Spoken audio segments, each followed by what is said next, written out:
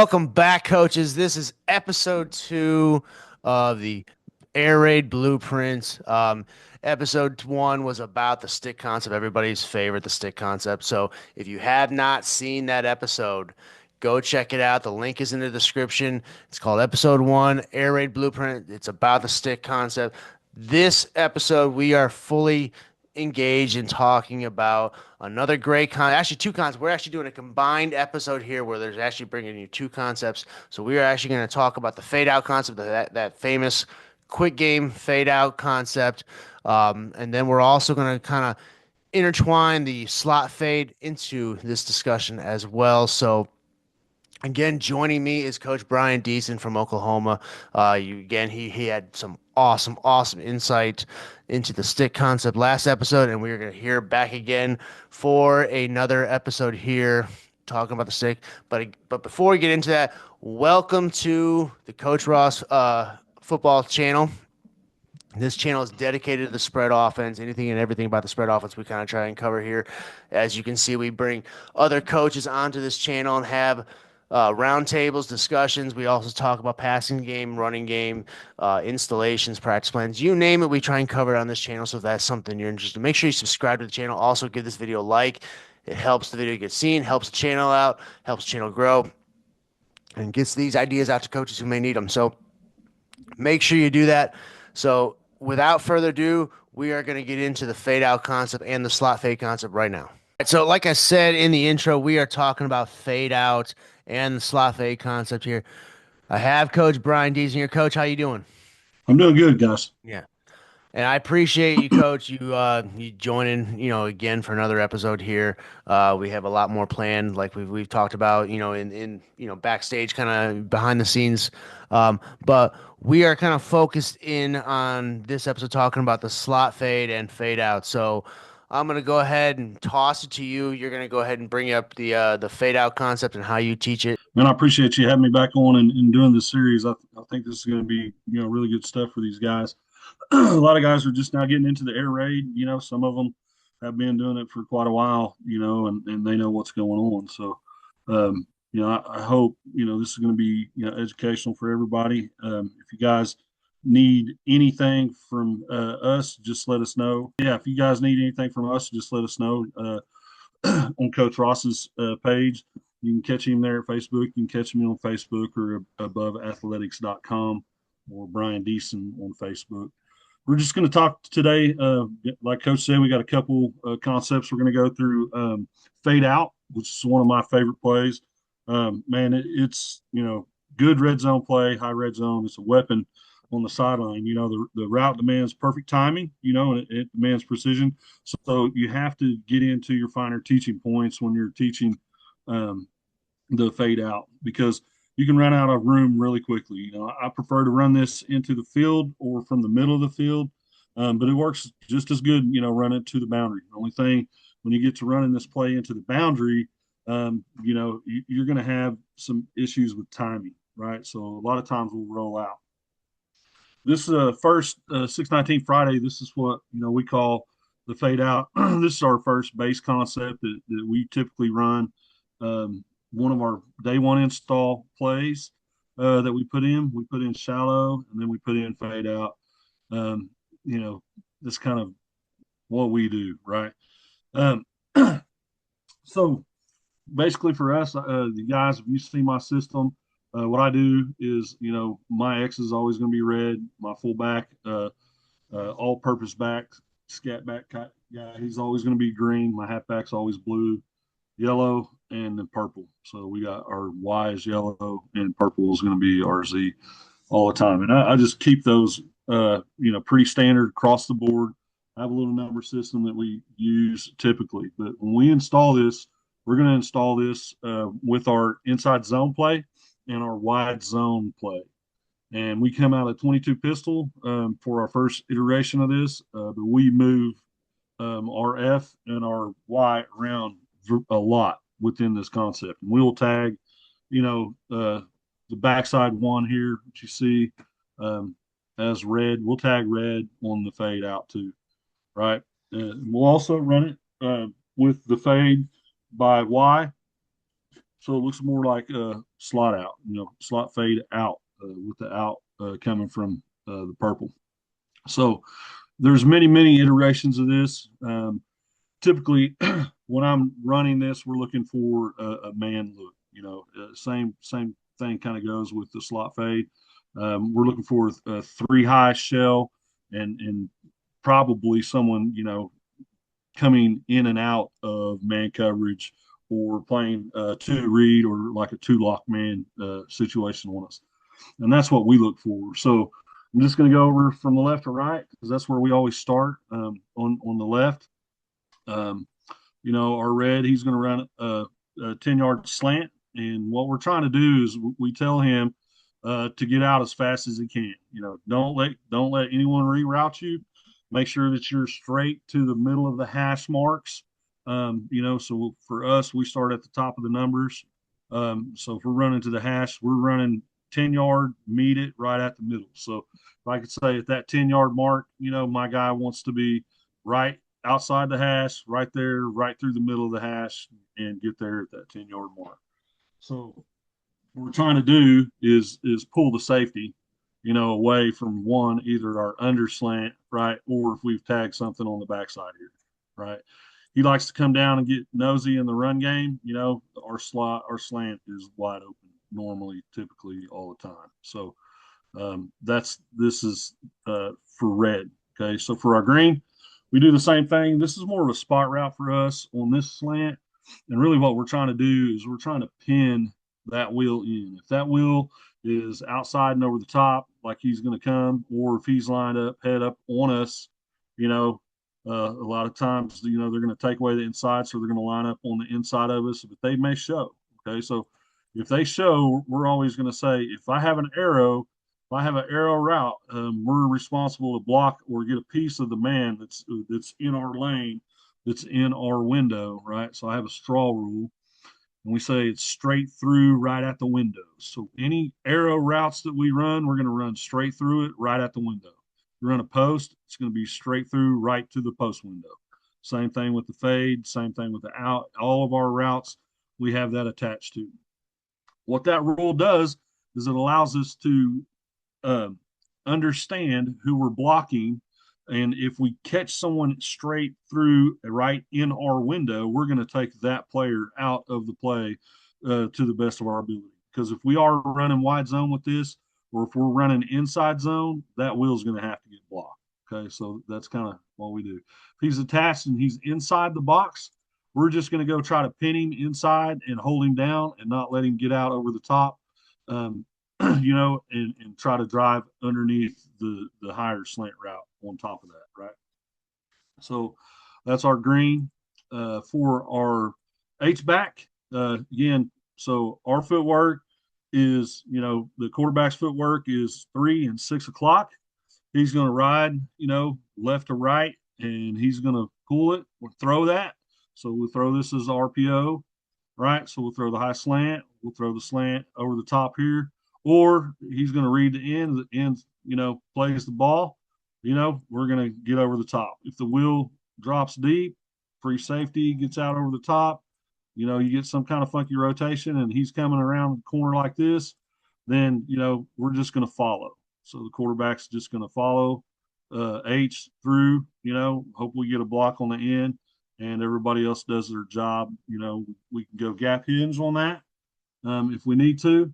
Just depends on what kind of player you have out here at the end, right? So this is our RPO look that's attached to our fade out.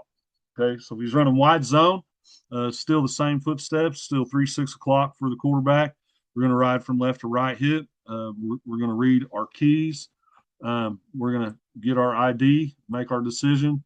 Either get the ball out quick or hand the ball off, or we're going to follow. Okay. Typically, if we get a heavy defense, a fast flow defense, sometimes we'll pull this backside guard, get in the front, and make a cutoff block, or we'll wrap it, if the mic plays heavy and over the top, right? So if they're rotated out and they're a team that falls back, if we fall back type deal on motion, those are some other answers that we have for the backside of the fade out for this play. Or why? he's trying to get as deep and as fast as he can. He's going to sell this vertical route. He's trying to aim for the inside shoulder of nickel Sam, whoever's lined up over the top of him or inside. If he's an outside head up or outside player, we're going to make him take a 3-step inside release because we're going to try to pull that player to the inside. So when we cut across his face, it'll help us create a little bit of extra room underneath him, right? And for my Z, it's mandatory outside release. Um, Again, top of the numbers alignment. All of our mandatory outside releases, we're going to get to the bottom of the numbers as fast as we can, and then get vertical even faster, right? So we get vertical as fast as we can. We stay down the line. We always say, hey, just follow the bottom of the numbers, stay as tight as you can, and let the quarterback throw you open into the alley, right? So if we do a good job of reading the front side, if we're in the RPO, if we do a good job of reading the front side, we'll never see that on the back side. But we come up and just say they're pressed up, we know it's man. Everybody's pressed up, everybody looks pretty tight. We got a middle of the field safety, and he's hanging up there, and we got a single Mike in the back. We may get some cop robber rotation. They may be bailing out, rolling out like this. Doesn't really matter. We're going to say, hey, this is an alert now. So our fade is now the alert, and we're going to read the front side. So sometimes what we'll do in order to read the front side, or what we call the play side, is always on our right, back side is always on the left. It doesn't matter if it's play side is on the left or the right. Doesn't We just call it that. Play side is always to the left, or back side is always to the left. Play side is always to the right. Excuse me. We may put 3 over here and run the wide zone to the right, right? So if we're really wanting to make this, an issue for the defense, we'll pull the 3 over here, put him at our 4, and then now we'll run zone right. We'll run at the fade out concept. So we'll also do a same side stretch. So, the back would be here, and then again, he just cuts back, gets underneath. If we do that, he'll be responsible for the shoot, chip on the end, so we just run the shoot just back across it like that, right? Hopefully this nickel Sam is cleared out. He's came with the Y, and we've got this window here at the hash. That's typically how it works out. And I'll pull that over there, but normally he'll get the ball right about there. So that's how it plays out. That's how we run slot, or excuse me, how we run fade out for us. Um, you guys got any questions about it? Just feel free to put it in the chat, and we'll get back to you as soon as possible. If you need to send me an email, it's again above.coaching24@gmail.com. Coach, what do you got? So I appreciate that, Coach. That was a fantastic breakdown of fade out. And coaches, if you want to see more of him or talk to Coach Bryan, he answers the phone, he answers his emails, answers his messages. So please get in contact with the man because he can really help you out. His information is going to be linked down in the description like it was last episode. So make sure you check him out. He's more than willing to help, as am I. If for any of you coaches that need this help, that's why we're presenting these videos here. These videos are meant to educate, meant to inspire, and just to help coaches who may be struggling with, again, jumping down the rabbit hole of the air raid offense. And the goal is to try and just educate you just so that you get a better grasp and a better understanding for what we're trying to talk about so that it makes it easier for you to understand. So hopefully we are successful with that. Um, with that being said, I'm going to kind of just break down how I teach fade out here as well in our doubles formation here. Um, Now I have it drawn out in a mirrored concept on both sides. I know I had the running back going different ways. I'm going to explain that here in a minute. But I've done this kind of a different ways. I've kind of mirrored both sides and had the quarterback choose, and then I've kind of treated it as a typical half field concept where one side is the concept side, the other side is the back side. I am good either way. I kind of probably prefer just doing the half field concept where I'm doing, like we would run stick, where stick would be just half field, one side, and the other side's backside. I'm kind of more preference to that version of it. So I'm going to kind of explain just how we do this. So say for example, we are running fade out to our left side. We call fade out. This might be doubles fade out left. So in other words, I'll just cover the backside real quick here. What we would do. Just did a typical backside here. Again, like and stick. If our backside would be double slants, or we'd have hitches there if the leverage and the space was there available for the hitch as opposed to the slant. So let's just talk about it again through a half field version. Um, with this kind of a concept for us, with most concepts, if especially these quick game kind of concepts, that's how I treat this as a quick game. This is not a drop back from me. Um, all those quick game concepts, you are trying to take advantage of one player, right? Making that player wrong, making that player feel the conflict, make a decision, and every single one of those decisions being wrong. In this case, we are trying to pick on the corner. All right. So if that corner is pressed up like you see here, and I'm talking about this corner right here to our left side. We want to throw that fade ball. Okay, we want to try and throw that fade ball first. We want to try and take that shot. So if that corner is pressed up right now, we're probably more than likely going to take that shot here because especially excuse me, if that corner is pressed and eyes are straight at the wide receiver, that tells us that it's man. So like your rules, like you talked about, coach, the rules for a receiver or outside receiver that's running that fade, it's a mandatory outside release. You got to get it. You got to win to the outside. You got to win to the outside. So a lot of times if they're pressed up like that, we're obviously using our hands. We're kind of getting a little bit of hand-to-hand comment. So we kind of teach them some techniques. The easiest technique that we teach them is you foot fire for a second, get to the outside, and then what we like to do is we like to slap with our outside hand and then shoot underneath with that inside hand to try and get underneath the arms. So and then once we get around him, then our goal, and this is for every vertical, we're going to try and restack that defender. All right. So the receiver is told that you do not look back at the quarterback until you've restacked and that defender is behind you, restacked. So that's when you can look back for the ball.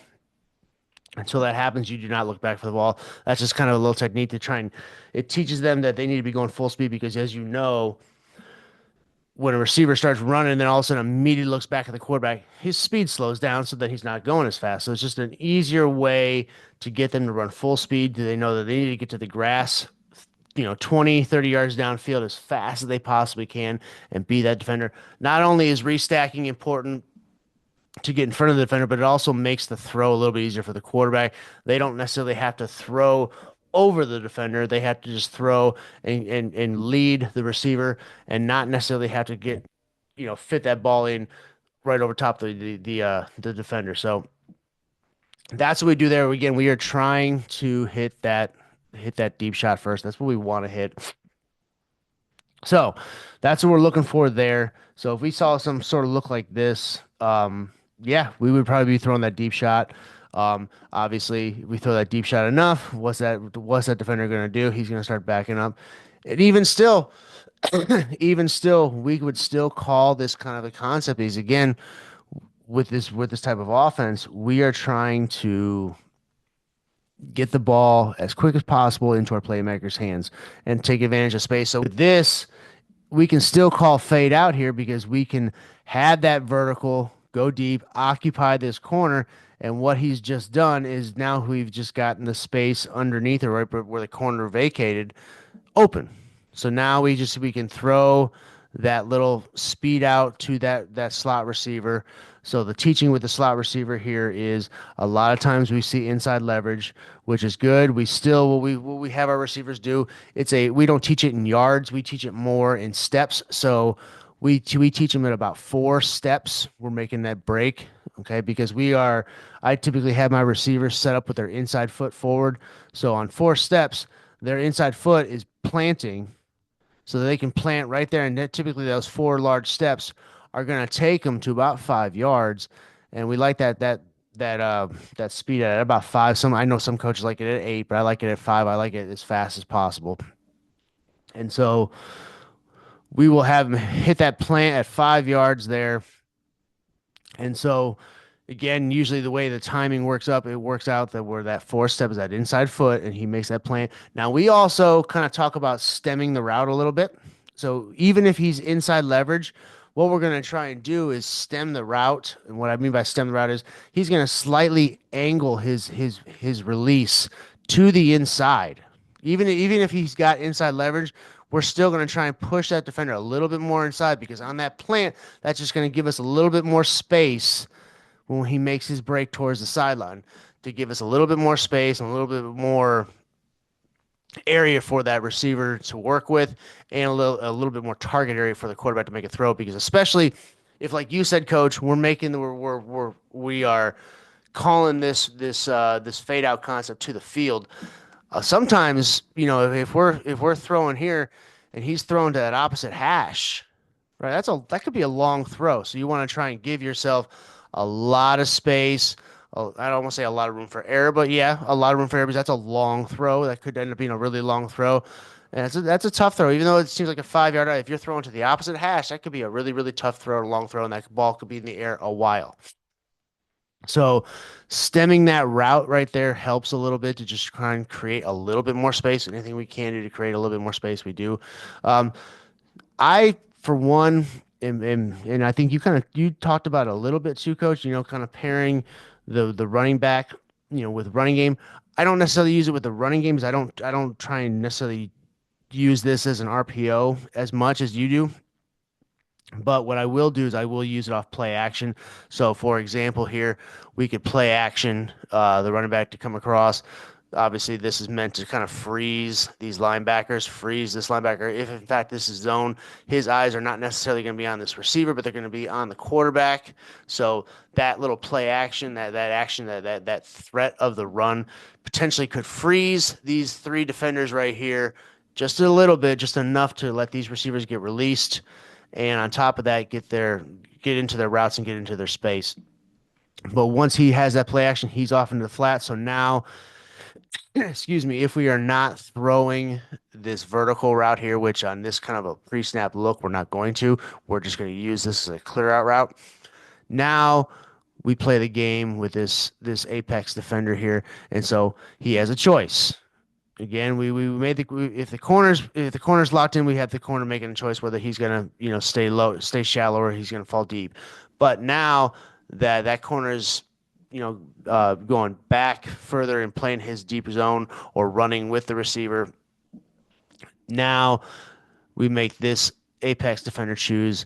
Does he stay with the out or does he shoot back down and try and cover the flats? Because either one's going to be open. So I like to pair basically a route. It's almost like a levels kind of idea where you have that speed out, then you have the flats.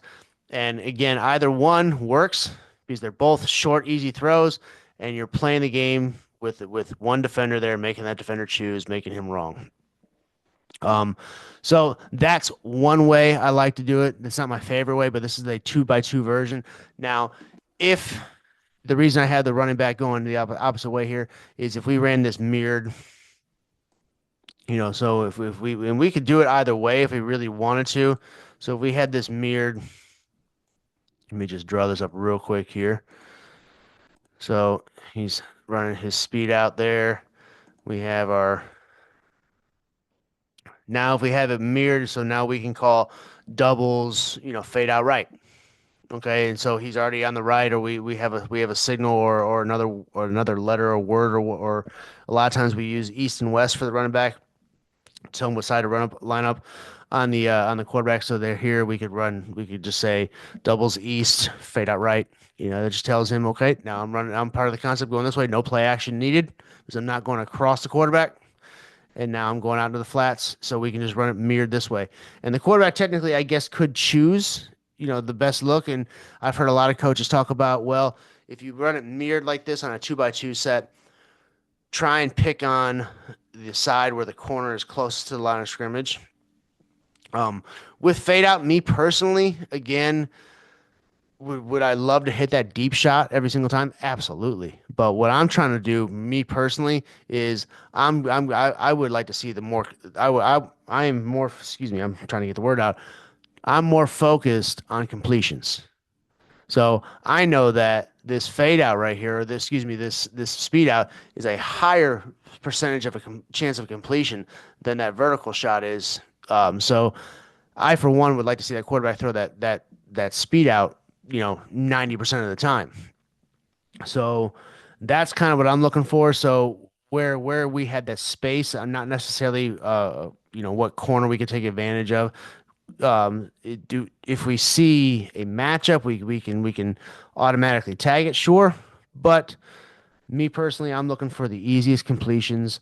So that's kind of how I'm telling the uh the quarterback. I'm telling him if you see it and you like the downfield shot, then we'll take it. If you feel confident throwing it, you like the matchup, throw it. If not, let's work the underneath and let's just try and get completions and let's just try and move the chains. So this is my favorite way to run the fade out though.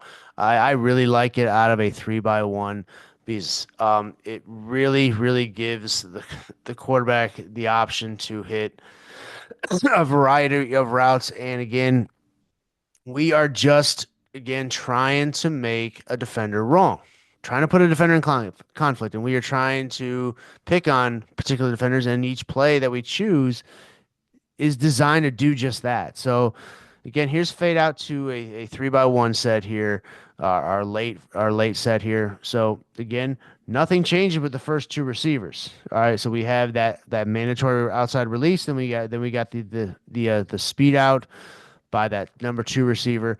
Now with bringing that third receiver, um, he's going to run a simple little stick route.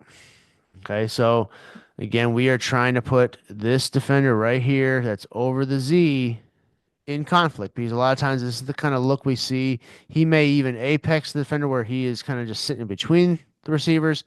Either way, that defender needs to choose. So if this corner goes with the vertical, which we expect him to, then we just simply look at this defender here and where you're trying to make him wrong. He has a choice to make. Does he stay with the speed out or does he stay in his zone with the stick? Because otherwise, since that vacates, then the underneath is open for the speed out.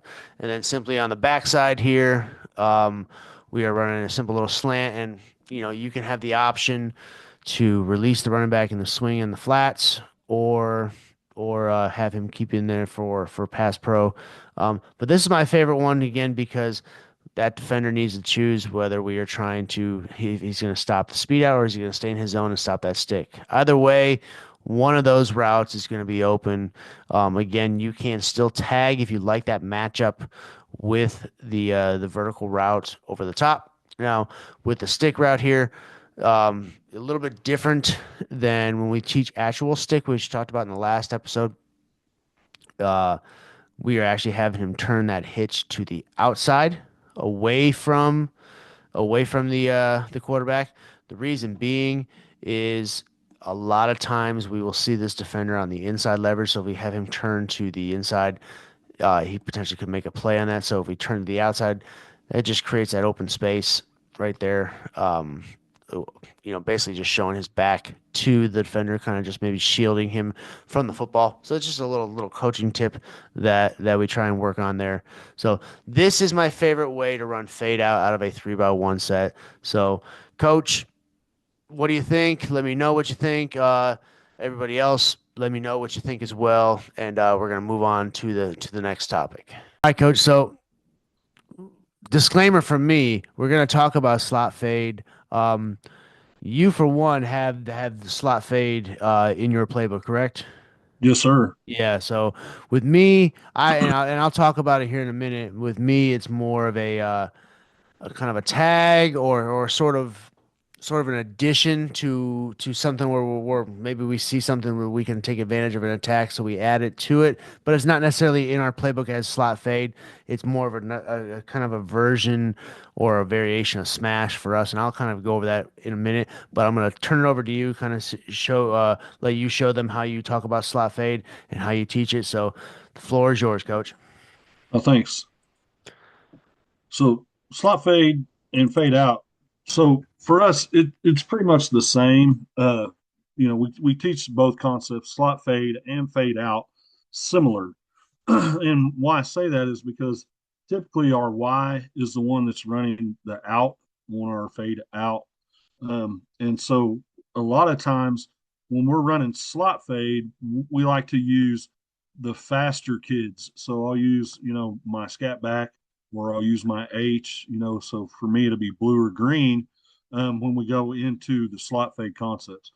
That allows me to move him around a little bit more and work both sides of the defense, um, as we see fit and take advantage of the defensive structure as it changes. So typically when I call slot fade and when we call fade out, like Coach had discussed before, he can pick a side. And a lot of times, what we do is we'll try to force it to the 5-man side of the defense. So it's always, we'll end up 3 over 2 over their 2 defenders. And they have a defender that has to rotate into the concept or try to make it there late. And that's typically the kind of the way we vision it. We try to run it against man looks the most. So if we get a team that comes in and we know they're going to be a heavy man team, we're going to try to force them into the alignment we want to make this play more successful for us. Sometimes it works great. Sometimes it doesn't. Sometimes these guys will play match and these corners will play, kind of a hang technique in between, playing their deep third and playing the flat two.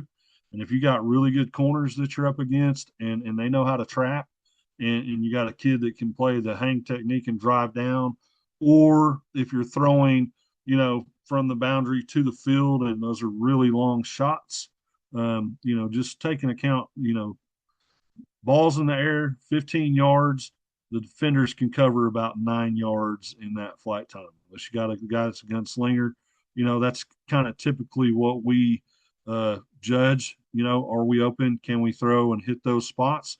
We like to use that kind of as a rule for us. If he's broke the cushion, if he's restacked, go ahead and throw it. If he's hip to hip and you don't know what that kid's capable of, first few throws of the game may not be a throw that you want to chance, right? So always with any offensive play, my philosophy is set them up for the big shots. Make sure you can take those shots and then take them. We don't want to, get us put into a bad situation when we're throwing these concepts. And we definitely want to take advantage of the defensive alignment as much as we can or force them into the alignments that we want. So here in my slot fade, what we have here is this is our typical alignment that we like to see when we run slot fade, and this is kind of our best scenario for defense if we're calling it. And a lot of times, we'll be in the boundary over here. We know we like this matchup for our alert for the quick stick on the backside, or again we're running wide zone to the left where we just want to take this wheel out of the play and we run QB bash attached to this play. So that's kind of the way our run sets up. Again, our X is red on the backside. If the corner's got inside leverage and we like it, we may just run this off and we just may tell him, throw a tag in there and say red go. So simple tag, it keeps us in our alert. If we like that matchup, we can take it now. We train our quarterbacks to, look at that. What is the alignment? What are his eyes? What are his hips telling you? What is this cornerback telling you that he is wanting to do versus your receivers? And I think that's one of the most important things that we can teach our quarterbacks is, eyes, hips, feet, alignment, assignment, football, right? And he has to know what the top shelf and what the two outer, what we call fence posts, what they look like, right? If the fence post is deep, we can hang this up, right? If we like it now, we need 3 or 4 yards, we can hang it up short, right? So this is just how we teach it. Okay, so he can teach it, and he can go, he can hang it up, he can draw him back to create more room for the running back. If he takes an inside release and he's on the hash, and we run this as a go here, making the free safety in the corner play the divide, that is also something that we will do with our fade out versus this alignment here, right? So this is typically a game plan decision. Typically we scout these guys out. We'll give them the plus minuses, and make our scores and grade them properly before we get into the game time situation. So when you see these diagrams that we draw up as we keep going into this series, a lot of these times the defense that I have on my diagrams, these are going to be the ideal situations for the play for our alignment and assignments for this offensive play, as I call it. Okay. Now you guys may call it different, and that's okay. And it's good to have diversity, right? And that's kind of why we're here. So again, we're attached with wide zone for this one. We want to run a spot route for my blue. Okay, so for us, this is slot fade blue 4, and this is pro, right? So this is going to be pro out. So he's still on the out. This is part of our fade out concept. And in this case, we've tagged the green on the fade, right? So this would be a play that, we would call after we call fade out. And these two guys would just switch assignments. Instead of running the slant, he's just going to run the hitch right there. So similar to smash, the fade out, the same rules for the fade ball is we're going to get the mandatory outside release. We're going to try to pull the strong safety or the man that's with us out as fast as we can. If we can, we would like to get a collision, between him and the corner. So this could free up our hitch, right? If the corner gets pinned or if he gets picked from the strong safety chasing, or we get this kind of look here, the Z knows that he can carry that in. Okay, so this is kind of how we teach it. If there's no collision and the strong safety is playing a trail technique, and he's playing a good trail, and they do a good job of staying out of each other's way, then we're trying to thread this needle. So what we tell them is, once we get to that 5 to 6 yard mark, we want to thread the needle between those two defenders just like that. That creates a little rub, gives us a little extra room, and also allows our Z to look at that corner and get a good eyes on that strong safety. Sometimes these guys will switch, right? So he may carry him in, he may be weaving over the top. The corner, is driving down, but he sees that it's going to be a fade route, or he sees it's going to be a go ball. He'll drop off, and these two guys will switch here.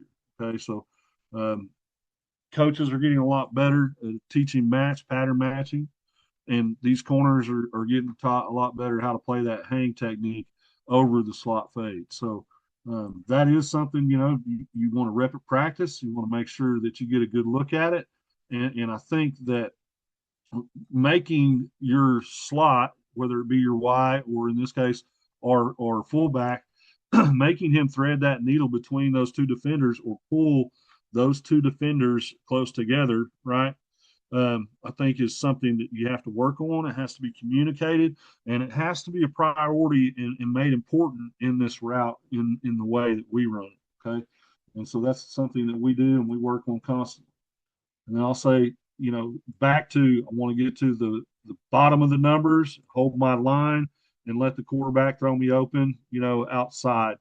Um, and that's what we're looking at for the fade route.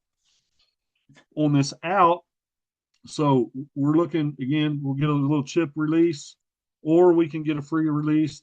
If we chip on the end, we're just going to bump him. It's just going to be a right hand check, take 2 steps, and then we're going to release into our route. We're not trying to grab, we're not trying to get cloth. We're not trying to delay him as much as we can. It's more just to kind of bump him, get him a little bit off balance, make him take another couple of steps outside before he runs on our loop to the quarterback. If the Sam is down, and let's just say the end's inside and the Sam has came down and he's walked down on the corner, now we're not going to touch anyone. We're not even going to chip anyone. We're just going to get into our route as fast as we can.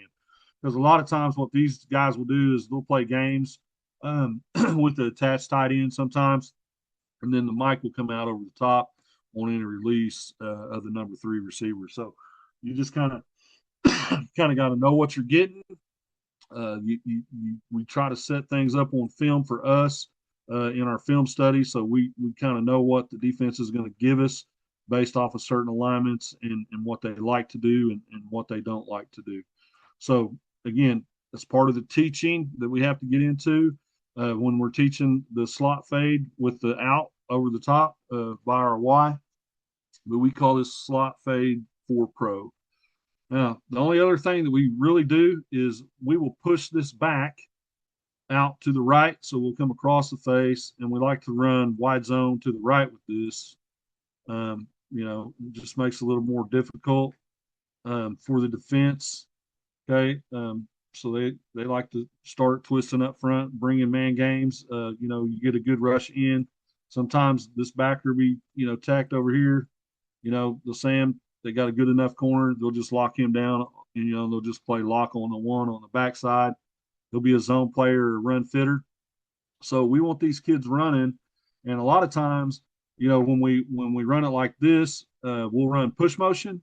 So we'll get the H in push motion. So pre-snap, he'll come across the face, and then we just want him down in the flat, just kind of run this shoot route here. So we get the high-low level here. We got a high-low level on the outside. So this is just kind of a little bit more stress. Something that we do in our offense, I think, is kind of unique. Or we'll just run the inside zone with him here. Again, depending on the defensive alignment, what we're getting, and we'll just run inside zone, and we'll just block down, kick out if we do that. So that's our version of slot fade. Again, if you guys have any questions, feel free to shoot us an email, and we'll get back with you. If you want to see any other versions of it, man, I've got probably 50 iterations of this particular version of slot fade with the Y. And if you guys have seen the stuff I do before, I move guys around everywhere, and I'll tag routes and kind of get to what I want and take advantage of what I need. But I appreciate you guys' time. Coach has got some more slot fade stuff for you here, and I'm going to turn it over to him. Yeah, Coach, actually just leave your screen up there, Ebbie's. I'm gonna be real quick. Sure, I'm actually gonna use your diagram if you don't mind. absolutely. So like I said, I don't use slot fade as a strict on play. It's more of a kind of a variation to our smash concept, which we have smash. We've instituted smash on the backside. We've instituted smash in a half field, kind of concept that we run as well. Um, but simply on this, we would run smash and our a lot of times our slot guy is one of our dudes. He's one of our dudes, is our best playmaker.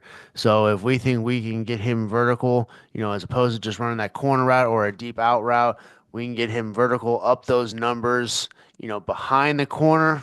Then we're gonna take that shot and we'll just simply tag it to it. Reminds me, and you coach may think of me as homerish, because of the guys behind me here, the Buckeyes. Distinctly remember a few years back, so some of you might not remember, but when they played in the Rose Bowl with C.J. Stroud and Jackson Smith and Jigba Yeah, against Utah in the Rose Bowl, they ran slot fade exclusively. And so the last touchdown that C.J. Stroud and Jackson and JSN scored was a slot fade ball, and he actually scored two touchdowns off slot fade. And they were just reiterations or variations of smash. They just changed it up and then saw the space behind the corner, because that corner was biting hard on that hitch or that fin route. I can't remember which route they ran, but the corner bit harder and they saw it, so they just wormed in JSN right behind it, and CJ just made a nice little throw and threw him open. So that's kind of what we're trying to do is if we start hitting these underneath routes, which a lot of times, we're going to be going for that first.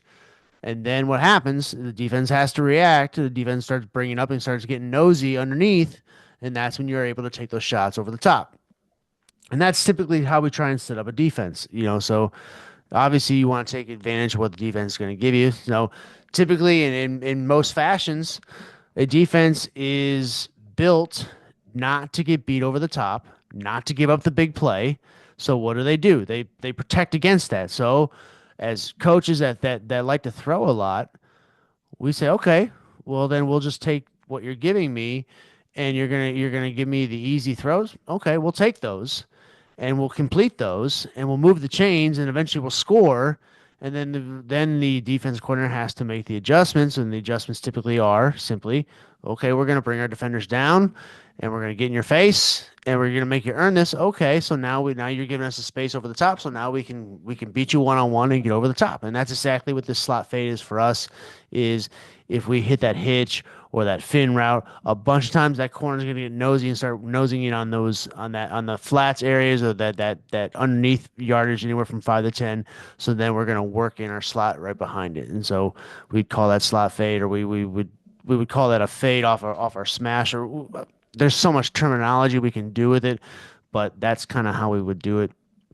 So again, like I said, slot fade for us is not an actual play in the playbook. It's more of kind of an add-on or a tag to our smash concept. If we see something we can take advantage of, and matchup wise, do we have that slot guy that can really, really bust his ass to get downfield and get open, and he can be a threat downfield and get behind that corner? So that's typically how we use slot fade. Coach, I love this version of it, this iteration of it. So you did a wonderful job teaching it. And I think we got one more segment before we call this episode quits. So again, uh, coaches, if you have anything else, so the premise of these talks or these diagrams is to kind of give you the vanilla version, the base version of how we teach these concepts.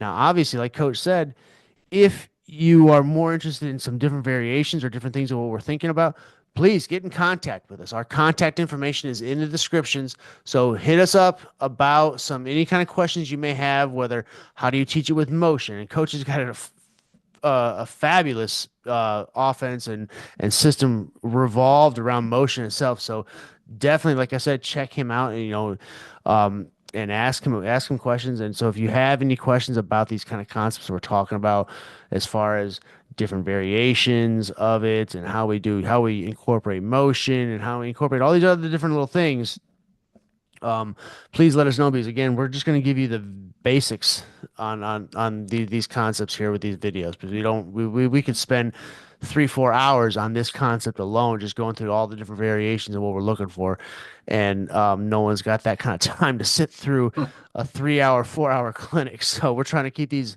I don't say watered down, but as basic as we possibly can, so that you can learn the basic information and then build it how you want. So, Coach, you got anything to add on to that? Not, just finer teaching points, how we rep it and practice and such.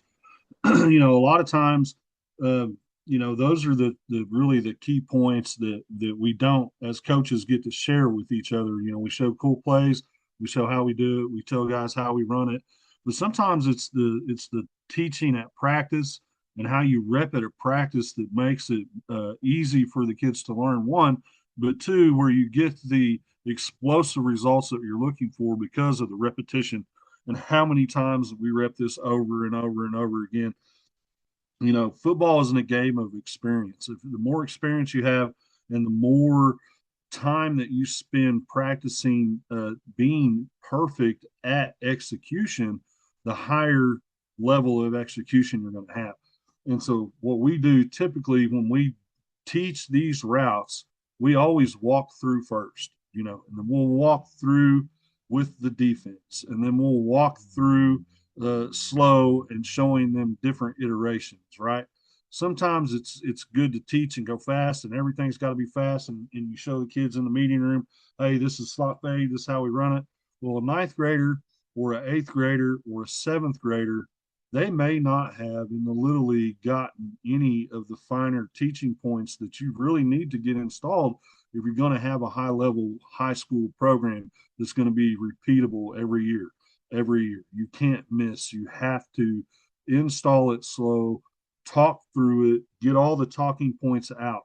And I think during the spring practices, when you have a little bit more time, I think those are the type of practice times that you can spend, an hour going over a concept, and it's not going to kill your install, right?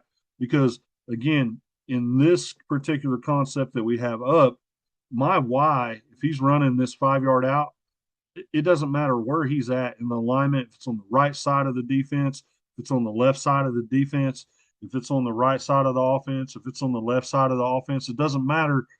Those parts that he's learning when we're teaching those, we instill in the route itself, right? So there's fine points about, okay, if we have a dig out and it's at a 5 yard, what are our non negotiables? What do we have to have if we're running 5 yard outs? What do we have to have if we're running 2 yard outs, 4 yard outs, 8 yard outs, 10 yard outs? Same thing with ends, verticals, sticks, everything. So a lot of times what we'll do in our walkthrough, we call it a part of our route and recognition period. Um, we will teach these finer parts with the defenders, and we'll move the defenders around, right? So we go steal a couple of defenders from the defensive coach, and we come over here and we'll put just a kid. It don't matter. He don't have to be a strong safety. It's better if he is a strong safety or if he's a free safety, and they can come over here and you can be teaching at the same time because those teaching points, while for the offense, the defense is also getting them too. If you have the kids that are paying attention, I would say ask questions to both the defender and the offensive players during this time for route recognition and route building. And we do that with pretty much all of our routes within our route tree. But when we're teaching this particular slot fade and fade out, we teach this with our smash concept, right? So when we teach them how to read and high low the corners and high low the safeties or the nickels, we're teaching those finer points of what we're looking for. How do we pin a safety? How do we make a nickel move in open space to the outside on an outside route or within a whip route or something like that? Okay, so a lot of times when we're doing slot fade, we'll have a corner out here, we'll have a strong safety, we may have a Sam out here, hell, we may have a lineman just standing there, right? I mean, if that's what you got, that's what you got. There's a lot of one platoon teams out there. There's a lot of smaller schools. We don't have a 6A school where you have 200 kids out for football. You can't just go grab another body and put him out there, right? Sometimes you're teaching your defense and your offense at the same time. I would say what's made us more successful over the past few years is as I'm teaching this corner and I'm teaching this Z, I'm teaching the corner how to defend this route, but I'm teaching the Z what the corner's technique looks like when he's playing and he's weaving, or he's playing a hang technique, or he's belling, what his eyes and hips look like when he's playing man, when he's playing zone, and things like that. Read two, he may be outside leverage, looking through the one, reading the release of the number two. When you go to palms and things like that, those are techniques that as coaches that both sides of the ball don't always get. So when we have an opportunity to break these drills down into their smaller parts, we're just going to have a quarterback, a center, and these two wide receivers and those two defenders. And we're just going to give them every iteration of defense that we could come up with, right? Cover three, cover two. You may have palms, traps. If you don't run that and it's not in your school system and you don't have the coaches to teach that or the personnel to get it in, or you're just not doing that, they don't know how to run match or anything like that, don't teach it, right? But if you have it as a part of your defense and it is a part of your school structure and your scheme, this is a perfect way to do it, right? And you can break this down. You could have a coach over on the right side. You could have two coaches over here on the left side. And you could teach split field concepts. You got two quarterbacks back here a lot of times. We'll have this quarterback throwing that side. We'll have another quarterback, the backup quarterback throwing that side. They'll go 3 reps, then they'll switch sides, right? So everybody gets 3 reps at running the same thing. If we need more time, we'll go 5 to 10. So routes on air, settling noose, all of those things that we typically do within the air raid, we build into these drills and we'll put them in right here when we're doing the route and recognition or the read and recognition portion of the practice for slot fade, for mesh, for everything we do. So that's just kind of something that we do. If you guys want some practice drills, I can actually, we'll may do an episode where we just talk about how we set the drills up for the field and how we run these things. But it's just an idea. We don't always get into the finer teaching points of these. We won't have time. Nobody wants to watch a 2 hour video. They want to come in and get the information and get out. And as coaches, I think it's our job to help each other. And we know your time's limited, and I appreciate all your time. Jason, you got some stuff that you'd like to share too? Yeah, so coach, I mean, you took the words right out of my mouth. I mean, the things that I would talk about as far as, if we're talking specifically fade out now, from the earlier portion of the video, I don't run necessarily slot fade, but kind of to reiterate what you were just talking about, those half field drills where you have a defender or a coach. A lot of times we would do the same thing where we would just institute a player and he would kind of be on rotation. Okay, so you're going to work from slot receiver to defender to outside receiver. And so you would kind of just go in that river. So we would be teaching them both routes, but then they'd have to be a defender too. And really, we're just telling the kid, look, I don't want you being a practice hero. All right, you're out here to give the quarterback a read. So make a decision. You either go with the vertical or you stay here, you stay flat, whatever it might be. Make a decision so that you're giving the quarterback a read, and based on what you decide, he's going to make his decision and throw the ball either over the top. If we're talking about fade out, or he's going to throw the speed out. So, like you said, that's definitely a drill. And like you said, you could even go, both sides at the same time. It's a great idea. Great idea. If you have the guys, you have the numbers, do it because that's going to be more reps. And that is the beauty with this type of an offense is it's not in the play, it's not in the formation, it's in the reps. The more reps you get, the better you get at it. And this simple little idea, the simple little philosophy or ideology of don't be average at a bunch of things. Be great at a few things. So that's why the playbooks are so small with a type of an offense like this because it's all about the reps. Because the more reps you get, the better you get, the better execution you get. And so, yeah, like that drill is huge for us. I would also institute it into we try and do pat and go. The beginning of the it's kind of like a warm up. So we're having them kind of rotate. We're having a line of receivers and a quarterback, and a line of receivers and a quarterback on the other side, and they just kind of go around in a circular formation, just getting reps. And a lot of times that starts off with just over the shoulder catches, but then we can reinstitute. What? Say why don't we work speed outs on in pat and go? So we would institute a particular route focus, whether it be three or four different routes that we want to really focus in on that day, and that would be part of the pat and go. And then obviously routes on air, yes, that goes without saying that is a staple drill, so you have to be running that. So that's more reps right there, just running that play, obviously without a defense.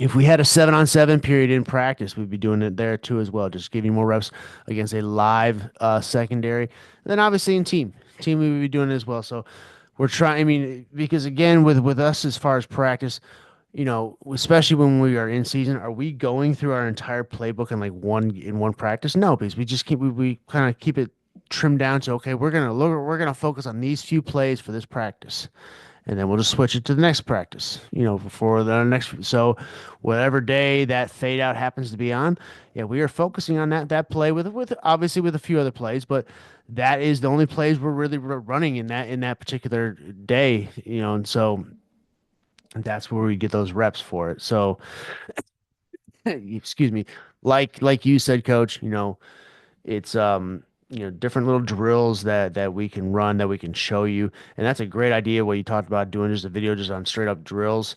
We could definitely do something like that. So if that's something that you guys that are watching this video are interested in, let us know in the comments below. We can set that video up. That's no problem. Also in the comments below, what should our next episode be? We haven't, Coach Deason and I, we haven't necessarily laid out a list as far as um what ones we want to cover. Now, obviously, probably I would venture to guess that fade out and slot fade are probably not high on people's list when it comes to the air raid offense or the I guess you would say the glamorous picks as far as the air raid. Because we're talking about stick, verticals, mesh, Y cross. Those are the glamour, the A-listers, I guess you would call it, as far as the concepts in the air raid offense. So we kind of threw a curveball and we went with slot fade and fade out with our second episode. But it's all good because it's a great concept to do. And Coach really just brought it with some great content tonight. So, Coach, I really appreciate it. Um, Again, we're gonna sign off here in a minute. Um, the our again, just to reiterate, our information is in the description below. Um, so with that being said, Coach, do you have anything kind of to say to send us off here with this episode? Man, I think we covered it. I can't wait to do the next one. Yeah, mesh, Y stick, Y cross. I mean, daggers. I mean, whatever you want to do next, we can get into. I got a lot of content. I know you got a lot of content Yeah. to get out there. I appreciate your time and asking me to come do these. There's been a lot of guys that's been wanting to see more stuff. I know a lot of guys have seen my motion stuff, and I know your page is exploding. I mean, you got a lot of views all over the place. So um, people love the content you're putting out there, and I'm glad that you invited me to come be a part of that, and I'm happy to share with you guys. So, yeah, you got any questions, just reach out. All right. Awesome, Coach. Thank you. So if you missed episode one, go ahead and check it out right here. The video is going to pop up right where I'm pointing at the end of the screen here. So make sure you check out that video. Till then, drop what you want to see in the comments below, or drop any questions below, and we will see you in the next episode, Coach. I will see you in the next episode as well. Take care. Everybody else, we'll see you guys.